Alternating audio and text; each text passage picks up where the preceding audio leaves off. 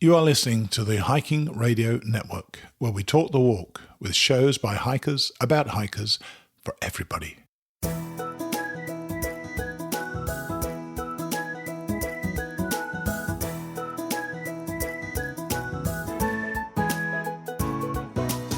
Mighty Blue on the Appalachian Trail, the ultimate midlife crisis.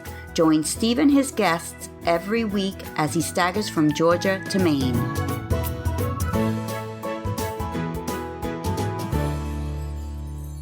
Hi again, and many thanks for coming back to the show. If you don't know how you got here, you've stumbled upon Mighty Blue on the Appalachian Trail, the ultimate midlife crisis, which tells the stories of ordinary people doing extraordinary things. It's fun, and I hope you hang around to listen. For those of you who come along and listen regularly, well, I'm glad you're back.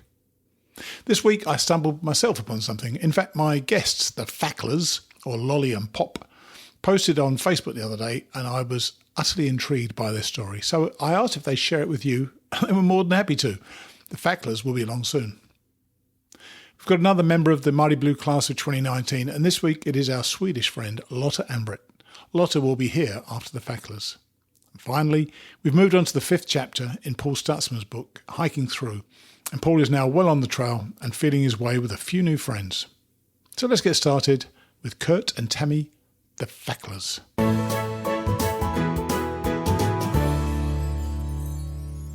I saw a post on Facebook the other day, and that's how I came to today's guests, Curt and Tammy Fackler, or Lolli and Pop. Hi guys, how are you? Hey, doing just fine. Now, I know that Tammy can't really hear this because the speakerphone doesn't work so well. So we've got Curt mainly, but we'll be involving Tammy as well at the same time. And first off, Curt, congratulations. I mean, you finished the trail recently. I know you've still got a few fill-ins to do. Right. So tell us about the post, because that's what attracted me, because it was so much more than another Katahdin summit picture. And it was the decision you made to go on the road about a year ago. What was the motivation about that? Yes, well, we had always said that we wanted to travel the country. So a year ago, we sold our house in Spokane, Washington of 28 years, Right. Gave our truck, and basically gave everything away. We have all of our earthly ownings now in a 7 by 10 foot storage unit. How does that feel? That feel, by the way? Well, it feels great. And we plan on going back in a couple months and get rid of the rest of this stuff. And so our kids, so we went to our kids, whatever you want. We gave a truck to our son and a car to our daughter. Wow. And again, gave most of the stuff away. I was in the social service business for a while, so I knew some needy people. And I would just ask them, do you know anybody that needs a dining room and kitchen table and stuff? And they would say, well, would it seem needy if I need one? And I usually knew they needed it, right? Yeah. So I said, no, come get it. Yeah. Come get it. So the only thing we kept was our bedroom suit and my guns and outdoor equipment. And that basically was it. And then we bought a 30-foot camper and put what clothes we had left in our 30-foot camper and hit the road and drove down the Washington coast, Oregon coast, California, 2 months in the desert, Arizona, slowly made it to northern Georgia. Right. And we told everybody we were going to slowly make it to Maine, because that's where Tammy is from. Oh, but we right. didn't tell them until a week before we started the trail. We didn't tell anybody except for our kids that we were going to hike the trail. Wow. Now, that's interesting. You got rid of all your stuff, which is pretty much the status of what it's like to be on the Appalachian Trail. You're carrying everything you own on your back. Did it feel like, did you feel, from that point of view, did you feel prepared because you didn't have much stuff anymore? Yeah, and that was the best thing, because we basically boondocked the whole time. We would stay in Walmart parking lots, in Cabela's parking lots, in casino parking lots, or out in the desert. We just did BLM land. So it was just like the trail. We go in town once a week and do laundry and load up food, because we have a really small refrigerator. Right. And so basically for 5 months, we had kind of been preparing. It just was one more downsize. Was that always the intention, though, to include the Appalachian Trail in your future plans? So you really started this journey on the AT a year ago, effectively, because you were heading towards the AT. Yeah, we bought our backpacks and all that stuff online, because we had real old ones, so we bought all new equipment. Right. And our kids would go, "Why'd you buy that Osprey backpack?" Well, because we're going to be hiking a bunch on our way. Right. And, oh, okay. Why did you keep it from them at the time?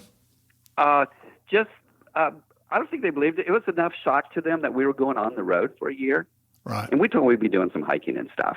But so we finally told them in like January, I think it was, we finally said that, hey, looks like we're going to be hiking the trail. And they thought we were nuts. Oh, good Lord. Did they really? Who'd have thought? Oh, yeah. Who would have thought, right? But you've been a hiker anyway, haven't you? You've done some hiking in the past yourself, and you've actually been on the trail before, haven't you? Yes. In college, when I graduated college in 1978, I started the trail and basically made it to North Carolina. Right. And it was in June. It was too hot and dry, and I had a hard date to go into the Air Force. Right. And I realized I wasn't going to make it at the pace I was going, so I said that's enough fun and went back to Columbus, Ohio. Wow. So you had the initial feeling to be on the trail quite early on. Yes. And did it stick with you forever? Was that always intended to be the case though for you to hike the trail? Yes. Yeah, I had always wanted to do it. I remember as a teenager, 12 or 13, vacation as a family going over Newfound Gap in the Smokies. Right. And there's the sign that shows Katahdin one way and Springer the other. Yes. And the idea that you can hike all the way from Georgia to Maine. And so as a teenager, I went, wow, that's cool. But if you look at the numbers back in the 70s, I think in 78, there were only like 40 through hikers, 50 through hikers. So that wasn't and back then we had no cell phones, we had no weather apps, we had no hostels, we had no Uber. We had none of that. So it really was an adventure back then. I'm sure it was. But don't you think it's still an adventure? I know you've got different things now. In fact, you definitely go over more mountains now than you did in the past. There's less road walking and so on. So it's still quite an adventure, isn't it? Oh, yeah. The one thing I noticed in Georgia, because that's part of the trail, and I had been to the top of Katahdin before. I had done the Whites before. Right.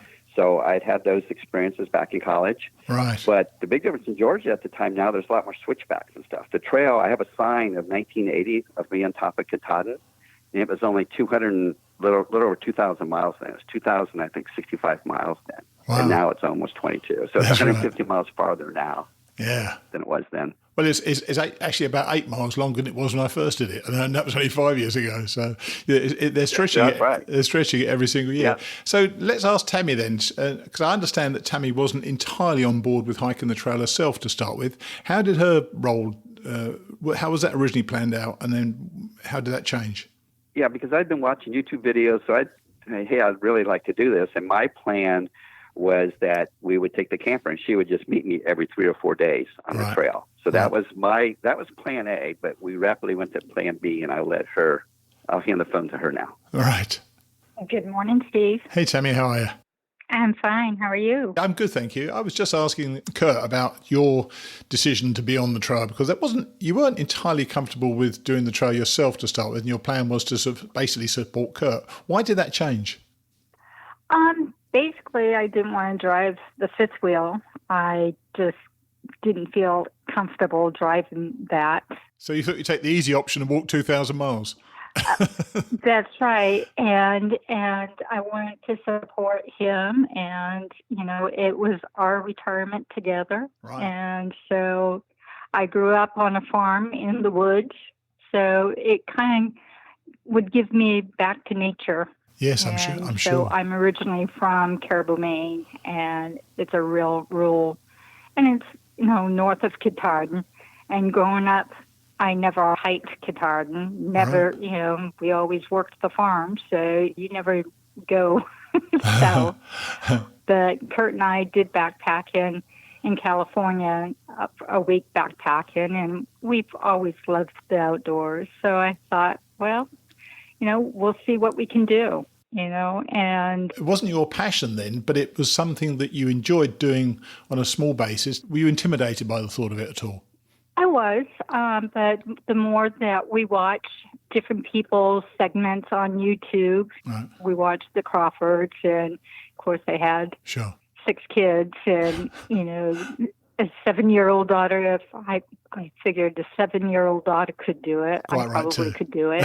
Quite right too. So I took one step at a time. Yeah. I just didn't know what was coming because I'd never hiked long distance like that. Yeah, that's something to do as if it isn't your passion, I must say, and you sold everything to start with, or pretty much, or gave away everything.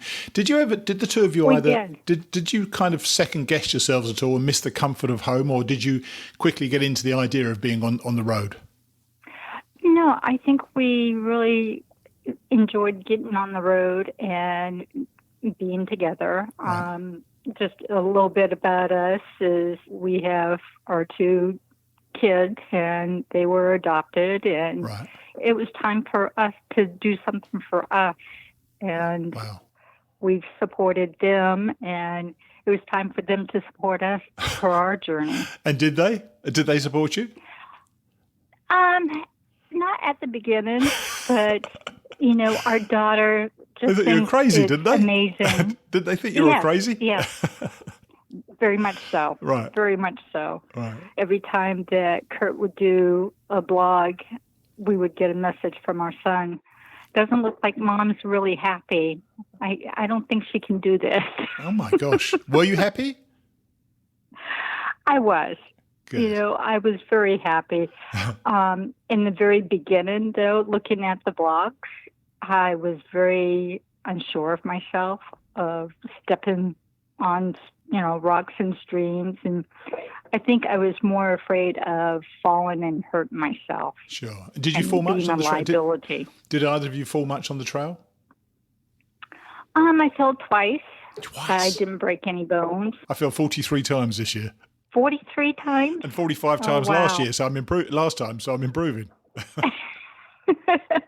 Well, Curt always said my trail name is Lolli, and Lolli is slow for the Appalachian Trail. Very cool. I did go slow because I didn't want to injure myself, but I also took time to see the scenery around me. Yeah. And how long did your hike take then? When did you start? We started on March 9th. Right. And, of course, we didn't do some of the trails. Curt slipped up. I had to go back home in June. So I was off the trail for 3 weeks. Right. And then I came back to Port Clinton and Pennsylvania, and then we skipped up with the fifth wheel. And we did New York and New Jersey, and we got off in Kent, Connecticut, and then moved the fifth wheel up. Right. But being off those 3 weeks, I had a lot of time to think of different things. And I came back, and I didn't have fear of the trail anymore. How interesting. I had other fears. Yeah, well, that's, I suppose certain things put other things in perspective, don't they? And you're able to get some perspective being away from the trail. Did you consider not going back to the trail, or were you always going to go back? No, I've always considered to go back to the trail, to get back with Curt and see his goal complete, because he's always wanted to complete the AT trail. Right. Good for you. And I wanted to support that. And my goal was to be with him on the trail. Oh dear, if you only fell twice, that's amazing. I don't know anybody who only fell twice. I know several people who fell 3 or 4 times a day.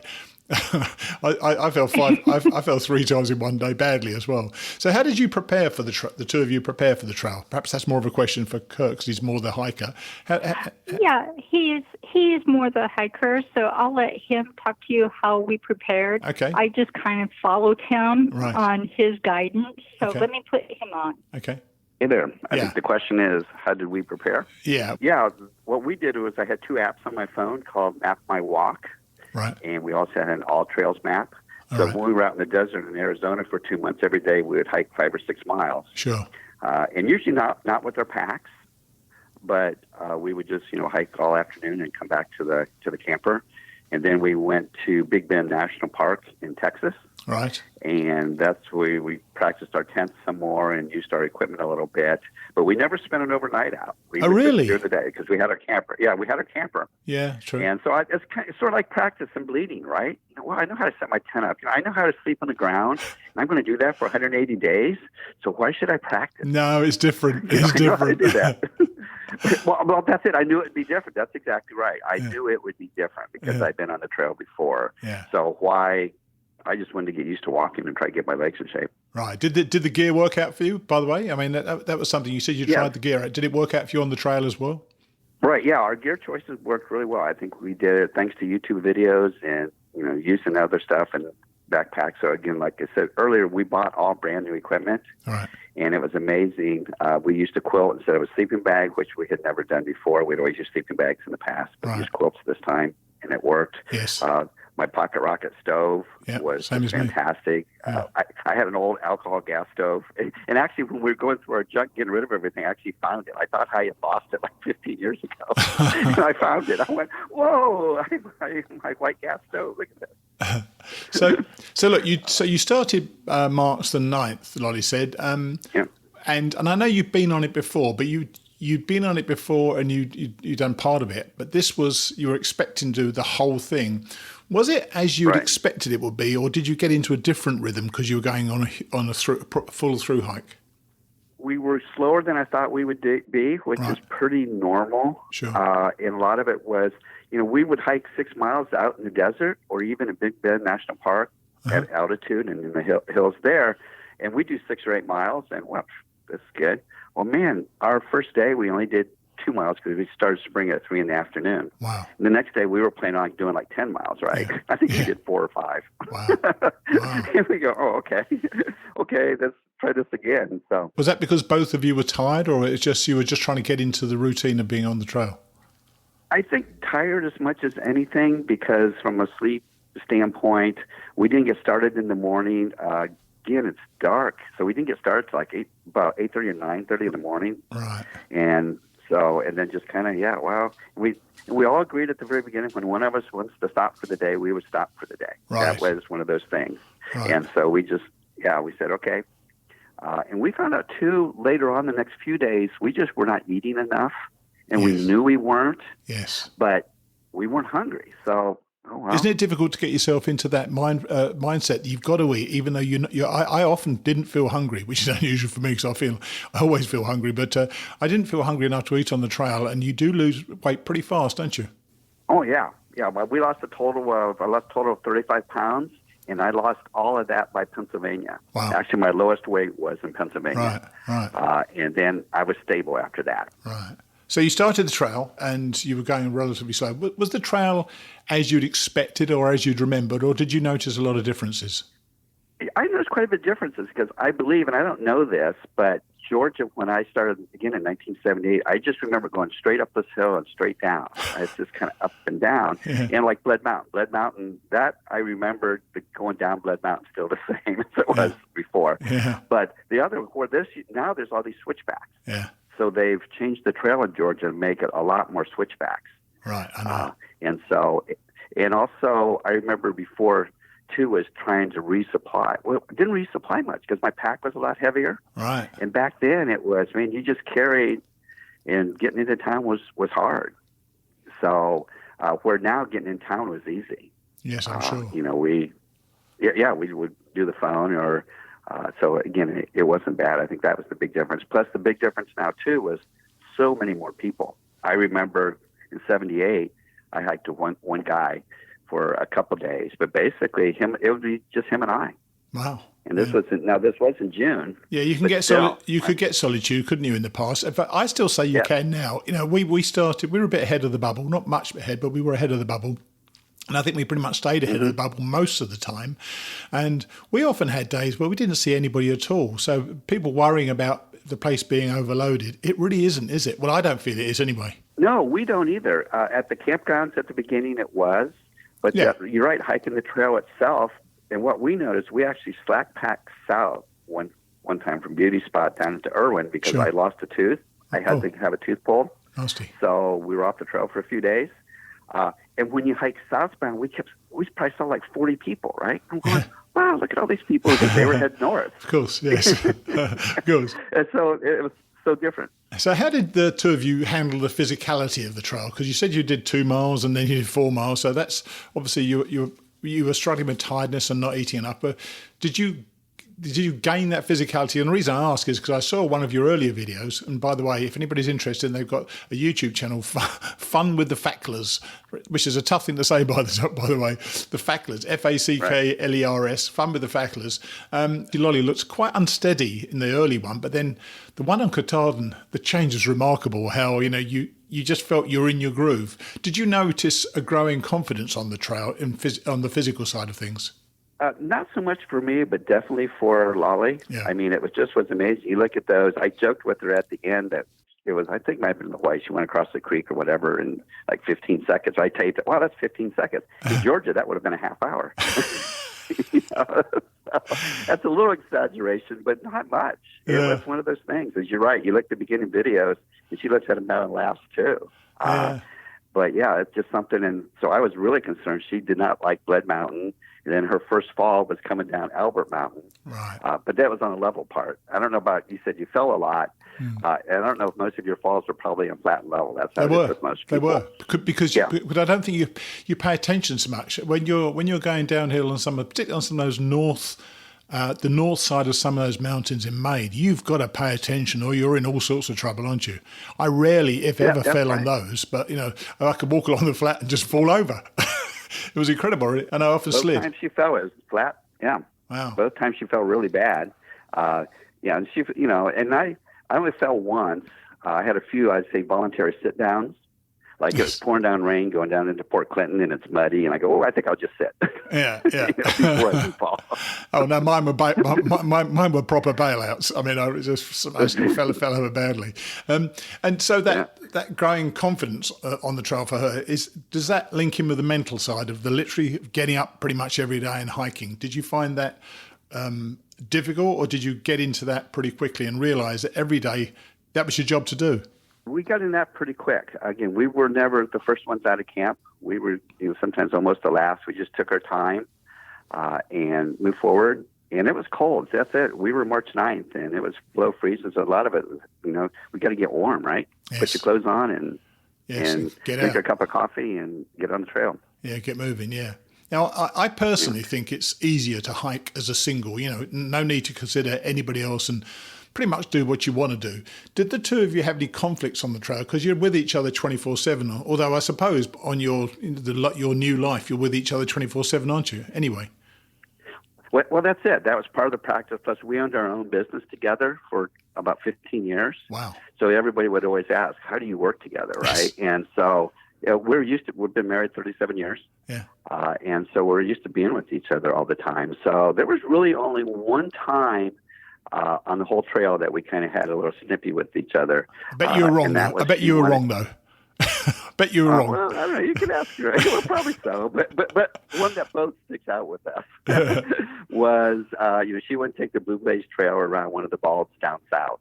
Right. But it was a big, beautiful blue day. And her concern was there was going to be a bunch of rocks going up, and she didn't want to go up the rocks. Right. And, so I said, I don't think there's rocks on this one. But we ended up going over the top. Right. So that was about the only time that both of us remember. If anybody wanted to ask, when was the one time we both would say the same thing? But we also carried whistles around our neck. They were red whistles, so you see that in our videos. And we always carried them. First thing in the morning, we'd put them on, and we always said, these are my I have fallen and can't get up whistles. Oh, interesting. So we had a code that I'd walk ahead, or I'd sit for a while, and she'd walk ahead. So we would be by ourselves sometimes. But so one blow in the whistle was, hey, stop, or let's get back together. Then 3 blows on the whistle would have been, get here ASAP, right? Right. So that and we never did the 3 whistles. Right. We never had an opportunity. We did the 1 whistle. It was more and more towards the end. Yeah. Because in the beginning in Georgia, you could see each other half a mile away. There's no leaves, no trees, Yes, all kinds right. of trees, but no leaves or anything. Yeah, So it wasn't that big of a deal down there. So when Lolli got off the trail, which I think you said was Virginia or Pennsylvania, she said was Virginia or Pennsylvania. Virginia, yeah. So we hiked all the way up to just past Tinker Cliffs and Danville. And that was something that she needed to address off trail. Did you consider stopping at the time, or did you just want to carry on? No, luckily I wanted to carry on, and we were with our family, so we had some other people, and they needed to jump. They were, again, one was my age, and the other gal was a little bit younger. This is her second try at the trail. Right. So she had already done that part of Northern Virginia and the very southern part of Pennsylvania. So we were typical looking at the calendar going, at this rate, we are not going to get to Katahdin by mid-September. So we just jumped up ahead, and it worked out. So you had regular traveling companions, did you? Yes. Yeah, we almost always did. We ran into So I think typical on the trail, that's what really surprised me a lot, is you type with somebody 2 or 3 days, but then they need to go in town or they'd want a zero or whatever. But then 3 weeks later, you catch back up with them. Yes. And, oh, there you are again. Okay. So I bet our trails crossed. We were so close because I had heard of you. Now, then when I did a little bit of research on you about somebody doing a podcast on the trail and all that. So, but I bet if we look at our calendars, I bet we're probably in the same place at the same time at different times. I'm sure we were from time to time, because it took me 6 months, and there were times when I wasn't moving so fast, and times when I was moving a bit faster, I guess. What was your longest day, by the way, that you did as a couple? As a couple, about 14 miles. We did a couple of 13, 14s. Right. As when Lolli was gone, I did a couple of 17, 18s in Pennsylvania, and so that's basically it. So what do you think? It's interesting to me that the way in which tramlers build up. What is it about certain people who bond on the trail? Do you think some people just want to be in a tramley, or is it an organic thing that just happens just almost by comes out of the ether? I don't know. I kind of wonder about that. I think it's just shared interest. In most of the tramleys, we didn't really hike with people that much. We did one to Peabody and Tri were the two people we hiked with quite several hundred miles. Right. And we just kind of, and during the day we may not, but our daily mileage basically was the same. Right. And so it's one of these deals. So we ended up at camp, and that usually the same way all through the Whites. We met a guy, Diamond Blue, that he was finishing up from a year ago. He's 70, 71 now. Right. And I met him. I met him. Okay. I did meet him, yes, because I remember the blue bit. That's right. Yeah. Oh, cool. Yeah, so we met him, and so like 3 nights in a row in Vermont, we ended up at the same shelter, right? So we finally went, wow, shoot, we might as well start hiking together. And usually what happens is you both need to go in town, right? Yeah. You go, well, hey, you want to share a shuttle? Yeah. Or, hey, it's going to rain today. Hey, let's get a hotel together or whatever. And then you just grow those bonds. Yeah. And so it was pretty amazing with him. And so we did all through the Whites with him. So, again, the other small world was we started comparing, and Tri, who got off the trail this year, he hiked with her last year for like 3 weeks. And we're in the hostel in New Hampshire, and we're sitting here talking, and she goes, well, an old friend of mine's back on the trail this year. Maybe you've run into him. You're roughly real close to him. And we go, yeah, like 3 feet from him. Oh, cool. Cool. Yeah, just amazing that you just run into people. It's a small world. Who did you summit? Obviously, apart from Tammy, who did you summit with? Haggard was her name, a young woman from Long Island. She's 32. Right. And the same way with her. We met her back in North Carolina and all this. Wow. And and so she needed to jump ahead also. She was in New York. And so we said, and she was trying to figure out how to get to Katahdin, and we had our vehicle at the time. We said, well, if you can figure out how to get to Bangor, we can get you to Katahdin, we can summit, and then you can head back south. So She's still on the trail heading south. She just finished the 100-mile wilderness. Nice. And she's probably pretty close to New Hampshire now. Yeah, and then 2 other people, Otter and Sunshine, we hiked with them a bunch, and we gave them trail magic in Maine on our way back. Nice. So they should summit in the next day or so. Cool. So, and I know that you have some fill-in miles to do. Do you think you'll get to those or not? Probably not this year. My feet are still hurting me, but our plan is to come back in 2 years. I'll fill them in 2 years. Right. My feet, just the rocks and everything. I'm 63. Soon to be 64, and it's just even though now we're in North Carolina and it's 90 degrees here, I mean now would be, and that was the idea. That's why we jumped ahead. Was I knew I could do the Shenandoahs, I could do Northern Virginia, this time of year with no problem. So, but my feet and Lolli's knees were just kind of physically shot. So, but the pads at the bottom of my feet are pretty numb. I can't feel much of mine, and I finished 5 weeks ago. So it's been mine's the same way. That was the plan. That we'll just my feet hurt, but in a couple weeks or a week they'll be okay. We'll drive south, right? Yeah. So we drove to Virginia and went. No, my feet still hurt. Yeah, and as an older traveller myself, I've always been struck by the acceptance of the younger people I met. I think we've been blessed to have the chance to meet people we would never have met in real life, don't you? Oh yeah, and so many of them, I'd almost say every one of them that were in their 20s to 30s had parents our age. Yeah. And to the person, every one of them said, there's no way I could see my mom and dad out here doing this. I cannot believe you guys are doing this. But don't you think, though, Curt, that you're completing it and my completing it should show everybody. I mean, I always think people think if that old bloke can do it, I can certainly do it. And I get emails from people telling me that the show and my guests have inspired them to, get off their backsides and go and hike. Because literally anybody, if they put their mind to this, can do this, can't they? That's right. Yeah, it is. They say 80% mental and 10% physical, or 20% physical. And I might even be 90-10 in my idea, because, every once in a while somebody will fall down and break their leg. Yeah. I mean, things happen. Yeah. But most people, it's finally, you just say, or again, their feet get really bad or something. That does happen. Yeah. But most people I know that got off the trail this year, it was, it was mental, because a couple of them fell, so they had like a week or so off. They got back on, and after a few days, it was just the fear of, oh man, what if I fall next time and nobody's near me, or what if? And so that's mental. That's not. Yeah, most certainly. And now, last couple of questions, and this is for both of you, really. And this journey started over a year ago now, or about a year ago, when you sold your home. Have you noticed benefits to either yourselves or as a couple? And were those benefits enhanced by the experiences on the AT? Oh, yes, definitely, because I've always been a people person, and I just love meeting local people. I've always been a small business guy, and so to see the hostels, to see the local small businesses and how they really welcome the hikers now, sure, is pretty amazing to me. This whole community has grown, especially in Georgia, North Carolina, Southern Virginia. Yes. You lost some of that the farther north you went. Yes, you did, didn't you? Definitely. You definitely lost that. So, it's just something I love history. I love small towns. I like small business.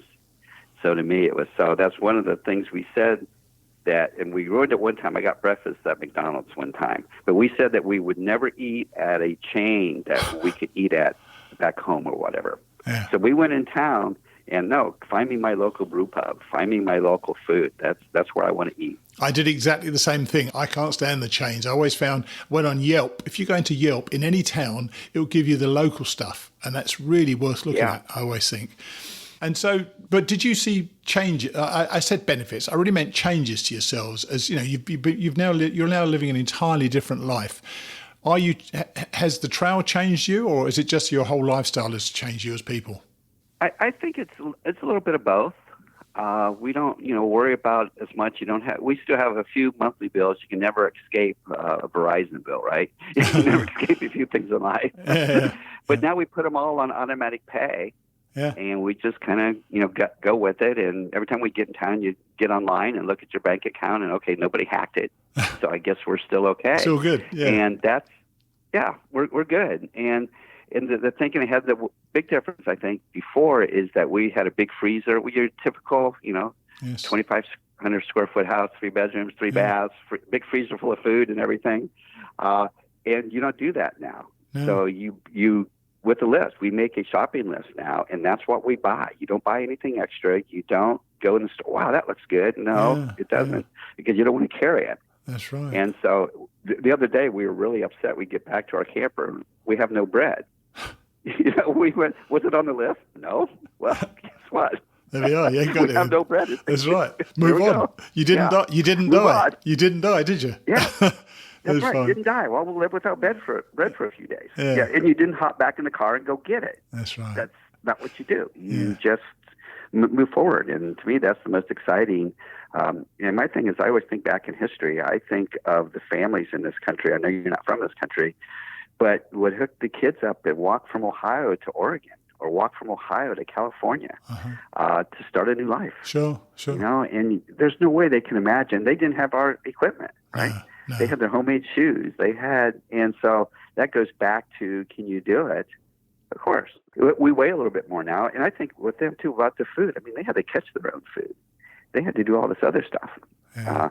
And so that's one thing we didn't do. We didn't eat any ramps. We didn't do any of that stuff. I made sure that we had... I figured drinking filtered water was as close as I wanted to come to. I must admit, I wish funny enough, it's one of the things, and I thought of having somebody on the show who could talk about it, edibles on the trail. I think that'd be a really interesting conversation, because I'd love to have done that, but I couldn't trust myself to pick the right sort of stuff. Well, if you look at my Facebook page today, we did some of the trail in West Virginia a week ago. Right. And I saw this big thing on the ground, and I go, wow, that's a pawpaw. And I know you can eat that. But we looked at it going, so if you look at my Facebook page, you'll see the picture. I said, "What is this, and can we eat it?" Very cool. And sure enough, one of my friends said, "Yes, that's a pawpaw. This is what it's called, the hillbilly banana." I said, "That's it. You're the winner." Great name for it. So what's next for you two adventurers then? Are you going to be going, just carrying on your lifestyle just around the country? Yes. Yep. That's our plan. We're going to kind of do it in reverse now. We have a new grandchild expected in the spring. Right. So we plan on going back to Northeast Washington next summer and be a camp post at one of the state parks or one of the campgrounds there. Nice. So we'll be around our son and their new baby. And then next winter, we'll head back south again. Fantastic. And we'll just kind of see where we end up. We love the RV lifestyle. I'm trying to figure out, again, what to do with my the vlogs I do, our YouTube channel. But it'll still be the same of stuff. Kind of once a week, we'll put what we've done this week and put it up there. And if people like it, fine. If they don't, I don't care. Yeah. I think we can. So many people have said, "Oh, I just wish that I could do what you did." Yeah. And you can. Of course you can. What's stopping you? That's right. Yeah, no doubt about it. And, I'm so glad that I actually reached out, having seen that post on Facebook. It fascinated me that people can, interrupt their life in the way in which you did and entirely change it. And then to go on the AT as well, I thought was a chance for a good story. And I really appreciate you chatting with me. Yeah, and I think that the big thing is, in 1 year at a time, I had 2 younger cousins die and a stepbrother that committed suicide, all within a year, which was like 2 years ago, a year and a half ago. Sure. So again, that puts in perspective that, hey, life is short, and we're in time of our life. We sold the business, and we just said, hey, let's sell the house, and we can always go back, I can always go back to that other lifestyle. That's not a problem. I can always go back and I can get in debt and buy a house and buy 2 cars, and I can do that again. Yeah. But you're not going to. I can tell you're not going to, are you? But I'm not going to. That's nope. I will never plan on having a house payment again in my life. Nice. And that's the nice thing about it, is not having any part of life now. Why we're in Chapel Hill is I can't go in reverse of my truck anymore, and we go, uh-oh. So it's the transmission dealer right now. But I look at it as, well, just like the hot water heater blows up in your house, right? Well, stuff happens. And so it doesn't matter where you are, and you just move forward. Well, good for you, man. Well, I appreciate you chatting with me. And I'm sorry we couldn't get Tammy on more because the way in which the speaker didn't work. But I really appreciate you talking to me, and hopefully we'll talk again soon. Yeah, we sure will. We'll keep you in our list, and we'll watch each other around. Take it easy. All right, bye. Take care. Bye.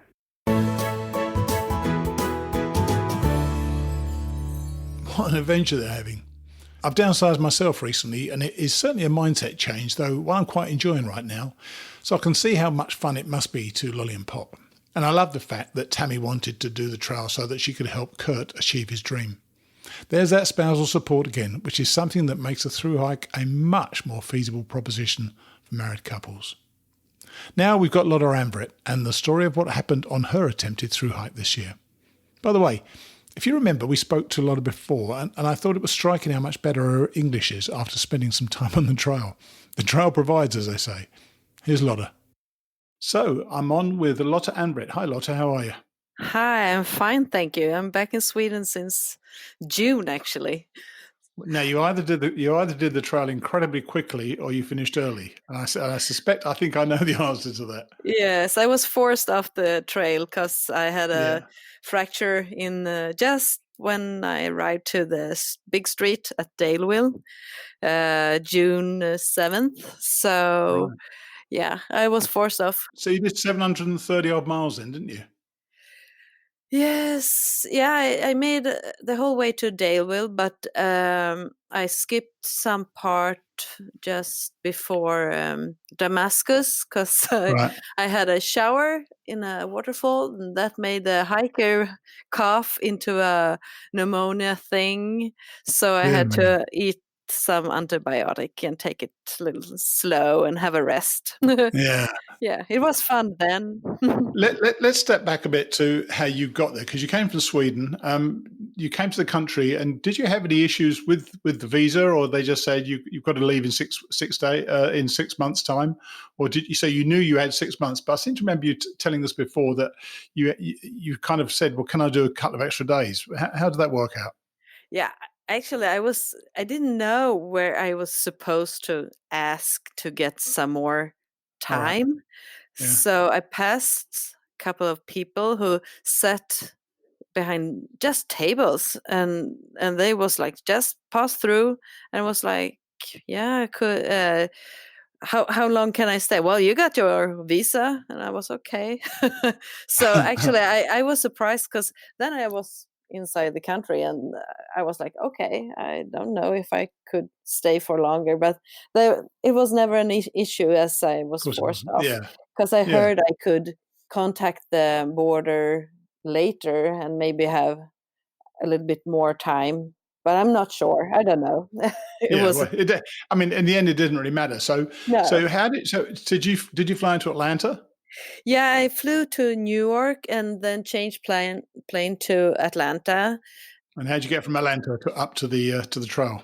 Yeah, I had I slept on a hotel close to the airport, and the next morning I took the train through Atlanta up to the north. Was it North Springs or something? I don't remember the station, but I don't remember. the north side of the Atlanta, and then a trail angel, Michelle Kofer, came and got me there, and she drew me to outdoor REI shop and to get some food and things like that, Sure. and then she drove me up to Springer Mountain. Awesome. So Yeah. did you miss the approach trail? Or did you No, go? yeah, I went to she drove me to Amicalola Falls, and then I Right. stayed there in the shelter there. And actually, Angie, one of the other hikers, she knew I was supposed to be there, so she and her husband drove me and two men up to Springer Mountain the next day. So I had a lift up to the mountain. So you went to the mountain. Did With you do car, the yeah, approach? I didn't do the approach trail. Okay, right. They drew Nor did us I. up. I didn't do the approach trail this year either. I did it last Mm, time, so I didn't want to do it again. yeah. So how did you find those early miles? I know you've been a hiker in the past. Was that trail much as you expected, or did it take you by surprise? The first one, actually, I think the first day was really tough because I thought I was just exhausted, that I didn't have enough food the first day at lunchtime, that the pasta didn't go through my stomach. I had it too early and it didn't soak enough water. But then I Right. spoke to a friend, and because I thought I was just lack of energy. But then I spoke to a friend, and she told me that her jet lag was kind of same. I was just dizzy and Wow. all energy out. So a man passed through.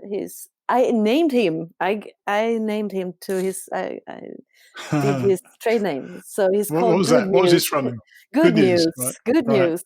And he got me, and he asked, how are you? And I was like, oh, it's not so very good right now, but I was feeling better because I realized I had to have some fast sugar, so Snickers was a good option there.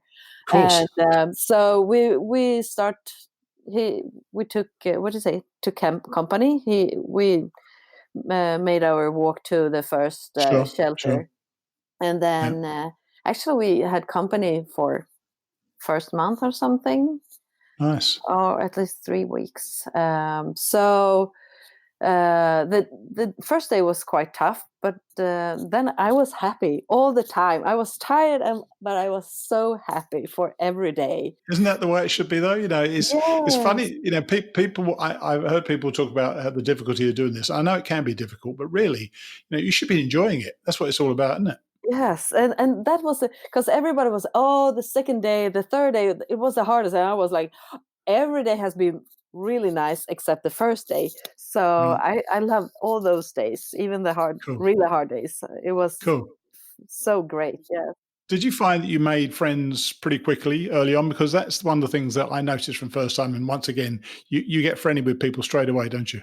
Yeah, Good News was my first. Yeah, and Angie, Sure. and there was a man called his name is Sonny, and Craig. Good News and Sonny and I really liked them. We got along quick, and actually shared a hotel in Hiawassee, and people was like, how could you possibly share room with two men? I was like, well, I don't mind. They were super nice, and so I hadn't had any problem with that either. It is amazing. Yeah, it was really easy. It's amazing how we, I don't know, not so much standards change, but how we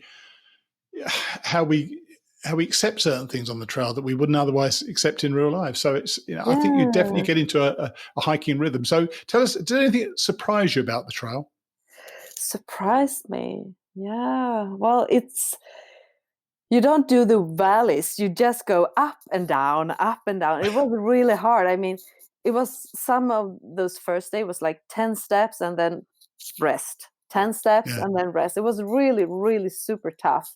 And I was actually exhausted, but every day was this surprise it was this big love about the trail angels, the trail magic, the community in itself. It was really, I knew I would experience that, but it was so much bigger than I expected.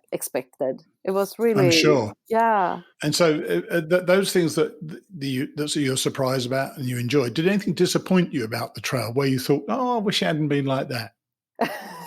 No. Well, I would have preferred, I actually hit my head 2 times in logs. Oh my gosh. Yeah. So basically you broke a foot, you got pneumonia, hit your head twice on trees. I see. You had quite a time, didn't you?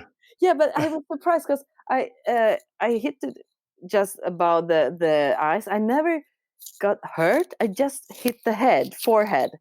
And it was, well, that was the only thing. I wouldn't mind if they took those away because I knew there were lots of people who really took care of the trail. So maybe they missed it. It could have been it could have happened during the winter through the storms or something. But that was a big disappointed experience to hit my head. But I was fine. I was fine. Yeah. But, so you did was super. I really enjoyed. So you did about 700 miles, or just maybe 7, something like that, 700 miles. Do you and you unfortunately weren't able to finish because of the broken foot? Do you regret going because you did 700 miles and you didn't finish, obviously? But are you still glad that you went, even though it was a 700-mile hike, which is still a long way anyway? You still glad that you went? Absolutely. I went so many people ended their hike before me, and some was forced off as I was, and some just quit because it wasn't their thing, I guess. Sure. I'm super happy for my miles. And I was out from March 25th to June 7th. So it was quite a long time anyway. And it was.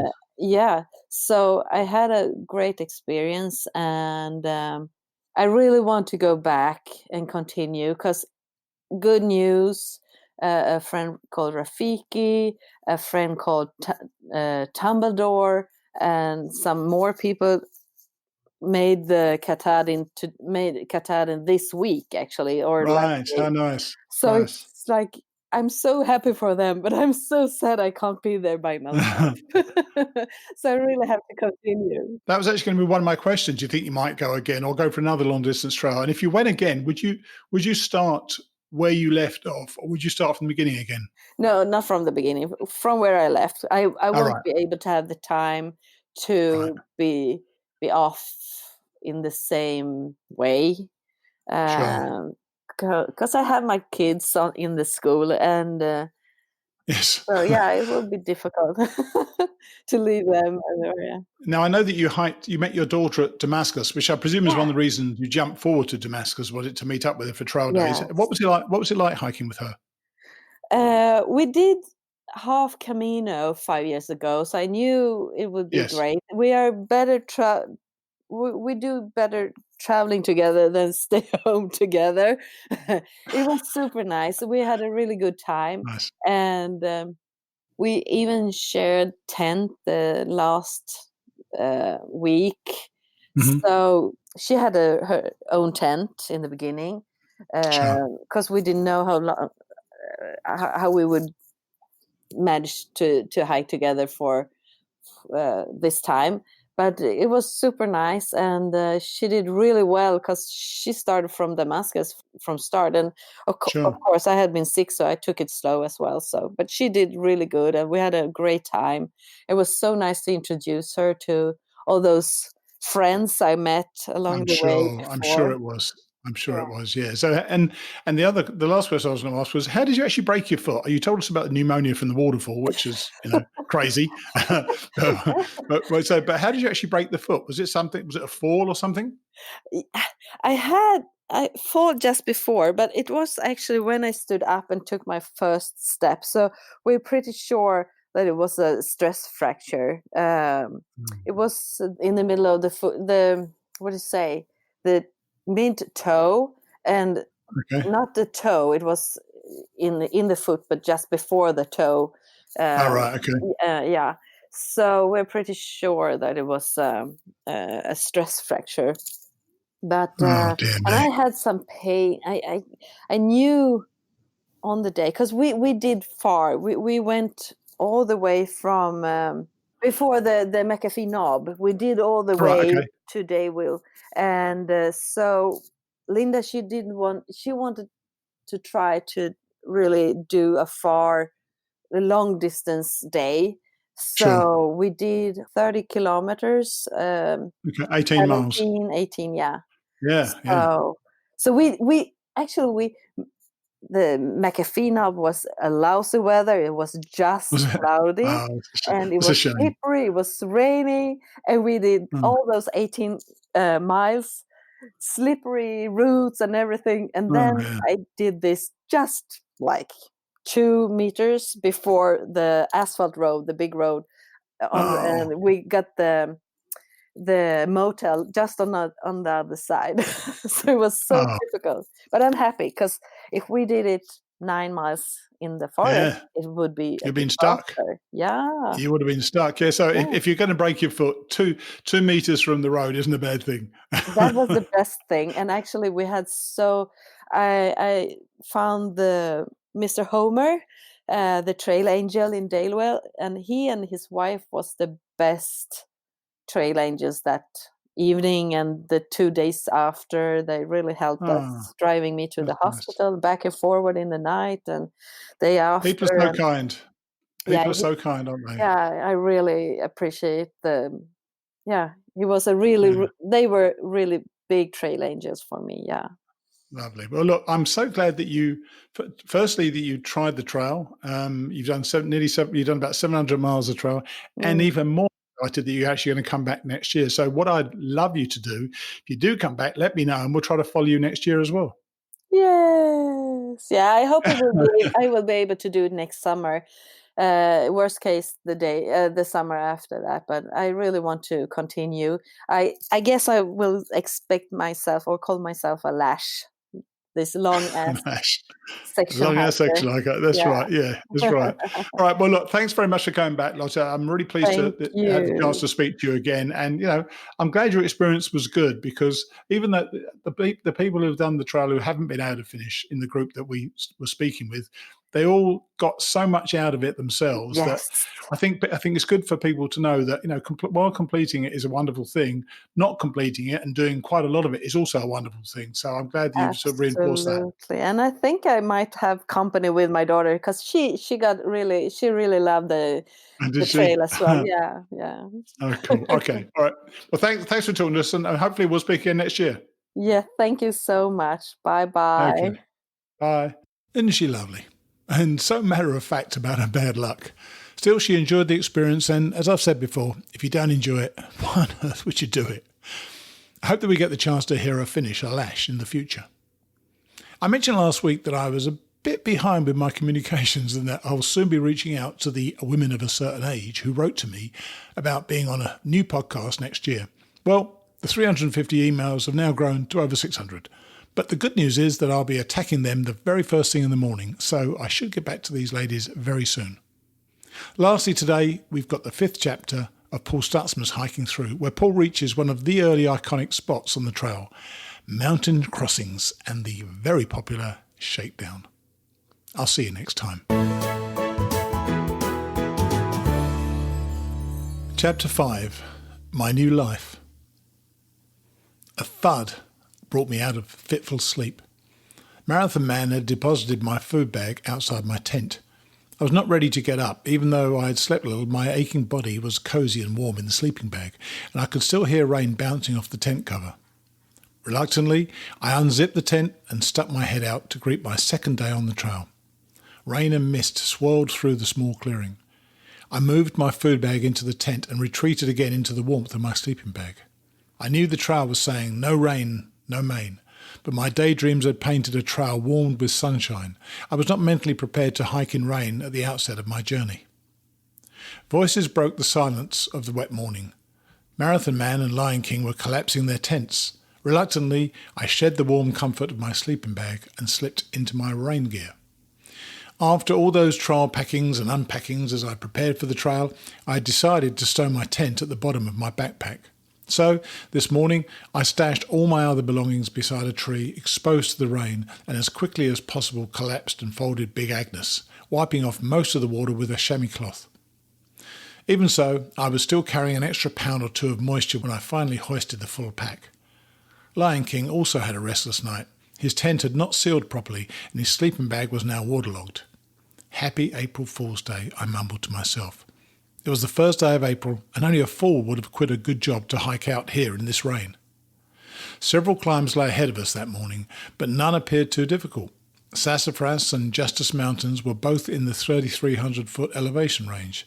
The trail would stay at an elevation of 2,500 to 3,700 feet until the following day, when towering Blood Mountain awaited us. Although the trail was not muddy, the rain had created slippery conditions, and I moved cautiously. Wet leaves and slick rocks waited everywhere to trip me up. In all my previous hikes in Zion and the Grand Canyon, I had never used hiking poles. Fortunately, my outfitting advisor had convinced me hiking poles were essential. The morning hike was barely underway, and the poles had already saved me from several tumbles. I silently thanked him for his advice. On the path to Maine, the Appalachian Trail passes through 6 national parks and 8 national forests. We were hiking through the first of the forests today, the Chattahoochee National Forest. We tapped Lion King, the eldest in our group, as our leader. At 70, he was the second oldest hiker I'd encounter on my hike. He was also in incredible shape, and Marathon Man and I had to hustle to keep up with him. Lion King had set his sights on Maine, and I wondered why he was on the trail. His answer was one I would hear numerous times during my hike. My wife passed away recently, and I'm trying to find peace and healing. Although this man owned several homes in Hawaii and was quite wealthy, his possessions and money mattered little now. In search of contentment, he had travelled across America, living out of his car. Finally, the call of the trail brought him here, where he sought the healing that was so elusive. He carried a palpable sadness and loneliness, and I felt a kinship to his sorrow. His story was a reminder that the message I carried held universal truth. We spend a lifetime working hard to accumulate homes and possessions that we believe are vital for comfort and security, only to discover those material accumulations are quite meaningless in our darkest hour of sadness and need. Another thing made us kindred spirits. Lion King had owned several restaurants, so we both understood the demands of the business and knew the personal price paid for such a career. We chuckled over stories and commiserated over frustrations. By noon, we arrived at Gooch Mountain Shelter. Over 250 of these primitive shelters are scattered at intervals along the trail. My small thru-hiker's handbook showed each shelter's location, many fairly close to the AT, some up to a half a mile off the trail. Most are 3-sided structures with a lean-to roof and an open front. When possible, the shelters were constructed near a spring or other water source and also offered the small luxury of a nearby privy. This early in the hiking season, the shelters would fill up early in the afternoon, especially on rainy days. My guidebook said the Gooch shelter was 200 yards from the trail with a spring nearby. Ready for a break, we settled on Gooch as a lunch stop. Just a short distance down a side trail, we found the small spring. Fresh water bubbled out from beneath a rock formation. This part of Georgia had been very dry the past winter, and hikers were concerned about the availability of water. However, recent rains had filled every spring and small brook, and we never suffered lack of water in Georgia. One of the greatest pleasures on the trail is that first drink of cold, filtered spring water. When you've hiked for hours, body aching and throat parched, nothing is better than the splash of that fresh water as you tip your bottle upward and coolness flows down your dry throat and refreshes both body and spirit. Back at the shelter, I rummaged through my food bag for lunch. Breakfast had been one Pop-Tart. I'd never eaten a Pop-Tart before, but the picture on the wrapper had looked promising. It was not nearly as good as I'd imagined. A thru-hiker will burn anywhere from 5,000 to 7,000 calories a day, requiring intake of several pounds of food. My pre-hike calculations led me to believe that I could do with considerably fewer calories since I was carrying these extra 20 pounds. Those calculations were in serious error, and I needed to adjust my calorie intake plan quickly. While we relaxed on the shelter floor, a newcomer appeared. He had started his hike a day before ours, hiking the 8-mile approach trail. The newcomer introduced himself as hailing from Michigan, but I thought something about his speech pattern suggested that Michigan was not his original home. As we prepared to leave, he asked to join our group. None of us objected, so we now numbered 4.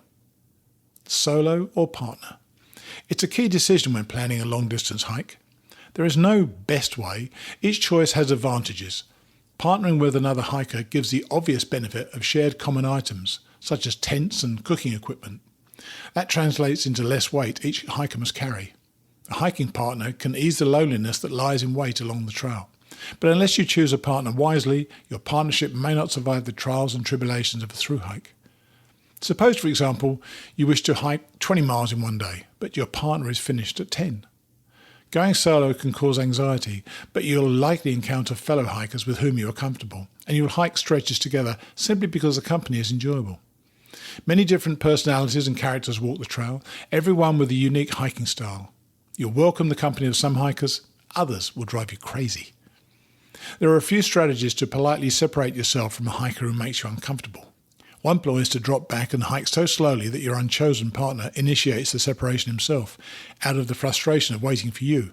Or at the end of the day, when your unwanted companion is dead tired and has his tent already set up, kick into a jumping jack routine and declare that you're not tired and are going to hike several more miles. If you're close to town and need to resupply, the strategy might be to take a 0 day. A 0 day on the trail is when a hiker does just that, 0 miles. That will put some distance between you and the offensive hiker. Sadly, a true hanger-on will probably also decide to take a 0 with you. You may have to resort to honesty to gain your freedom, but sometimes even blunt truth goes unheeded. In such an extreme instance, you'll have to bring out the ultimate weapon, a crazed look. Practice this look in advance. Will cross your face and you'll tell him brokenly that the many years spent in solitary confinement in prison turned you into a loner, unable to interact acceptably with other humans. You'll be free of your hanger-on. You'll also be likely free of any future personal interaction. The trail grapevine works its magic quickly. I felt myself fortunate. I hiked with many different partners and never took offence if anyone hiked away from me. Although I had a definite mission and a goal to achieve, I also believed I could find joy in each mile of the journey. The many interesting personalities I encountered only added pleasure to my trek. Our newcomer was approximately my age. His trail name was Sailor. I've enjoyed sailing ever since I was a boy on Cape Cod, he said. That explained the accent. It also took me back many years to several wonderful days Mary and I had spent exploring the coastline of Cape Cod, all the way to Provincetown at the very tip. Meeting Sailor and listening to that accent awakened many precious memories from a time long ago, when life seemed uncomplicated. Sailor and I would hike together for the next 740 miles. I have no idea of his social status, or if he was wealthy or broke. Social status does not matter in the woods and mountains. The trail is a great equalizer. We were all simply thru hikers with a single goal, reach the summit of Mount Katahdin, 2,000 miles away. And although I knew nothing about Sailor's bank account, I do know that he was the richest man I met on the trail. Those riches were not dollars, but precious experiences on the AT with his family.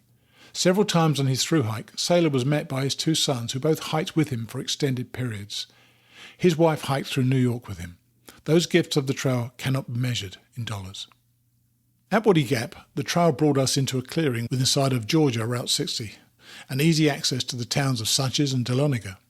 For any hiker ready to throw in the towel and give up the trail, this is the first good chance to escape. Resting on boulders along a parking area, we took a short break, unaware that here we would meet our first trail magic. Trail magic is an unexpected gift of food or drink from strangers and comes at some of the most unlikely times and locations. Trudging along in the woods, hikers suddenly come upon a large container full of drinks, candy bars, or even beer. In areas without a water supply, a kind person will leave several gallons of water. One morning in the middle of the woods, we found pastries and a large thermos of hot coffee. Often, trail magic is the work of former hikers who understand how wonderful and appreciated these treats can be. Many times a journal accompanies the gift, explaining who has left the magic and the reason for the kindness. Hikers sign the journal with their thanks and names, and in turn many of the Good Samaritans follow the hikers in logs kept on the Trail Journal's website. Hikers have another way of snagging treats, a far cry from trail magic. This is the trail practice of yogiing. It refers to a hiker's attempt to approach a person with food and make a pathetic attempt to get food without begging. This should only be done as an act of desperation, although in some cases a hiker will yogi only to see if he can rise to the challenge of getting someone to hand over some food.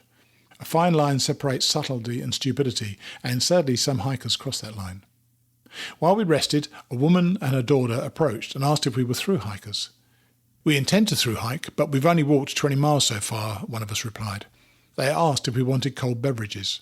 Coca-Cola is my favourite soft drink. I craved it many days on the trail. Sure enough, she had a Coke. My first trail magic consisted of a cold Coke and a banana.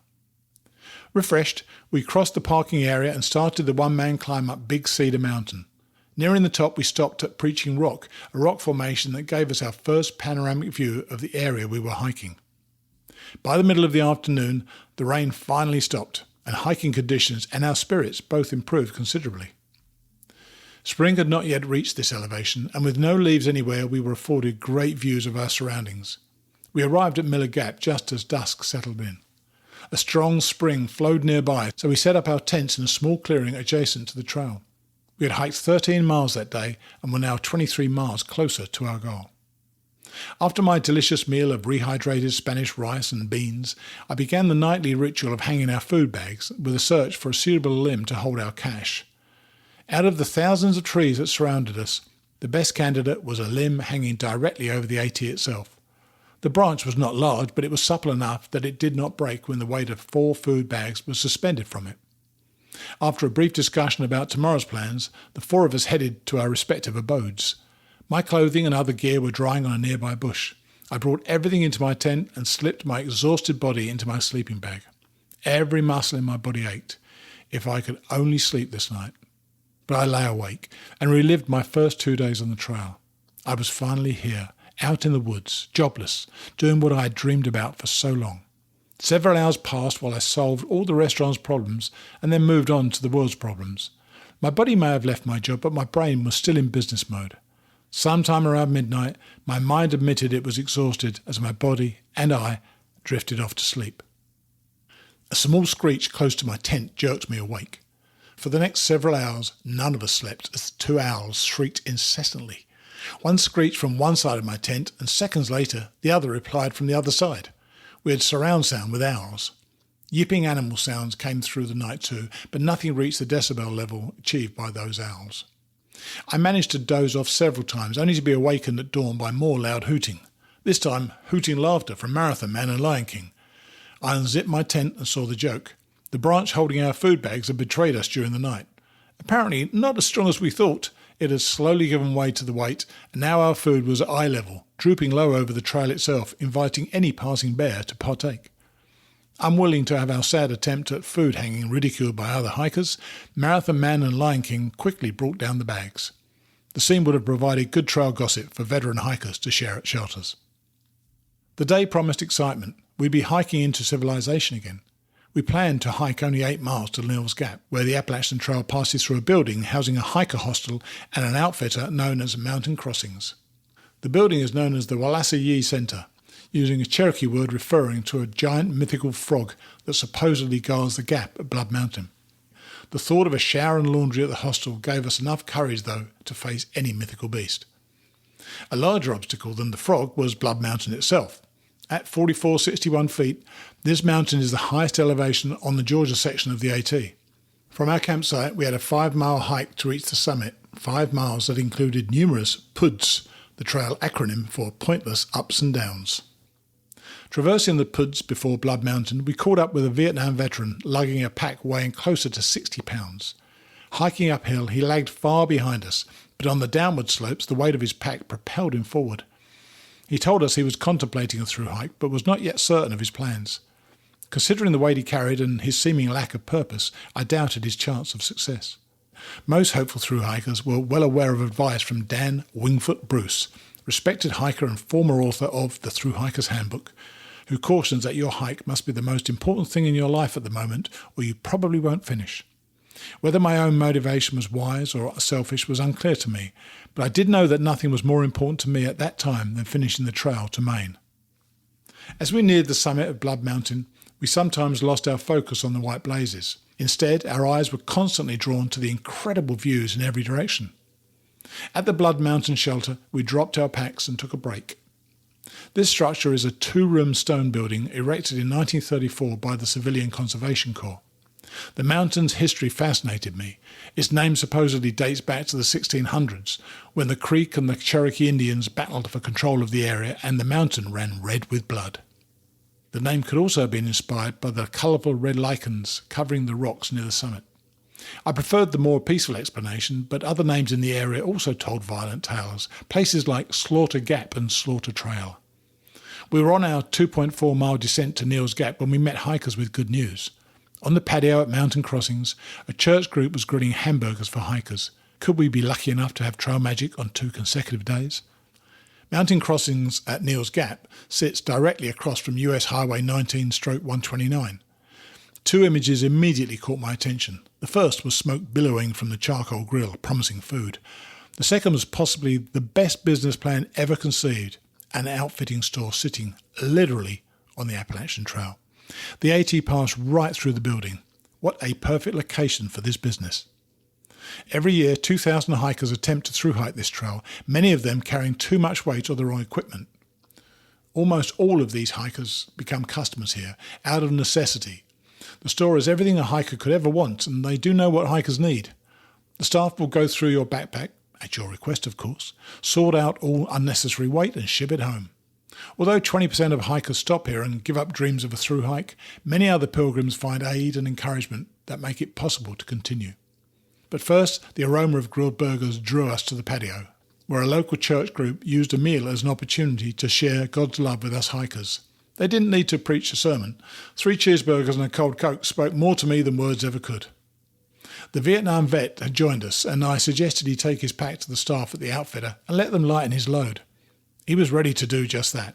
Our little group also took advantage of the laundry and then luxuriated in hot showers. Lion King was feeling the effects of 3 days of hiking in the rain and trying to sleep in a wet tent and damp sleeping bag.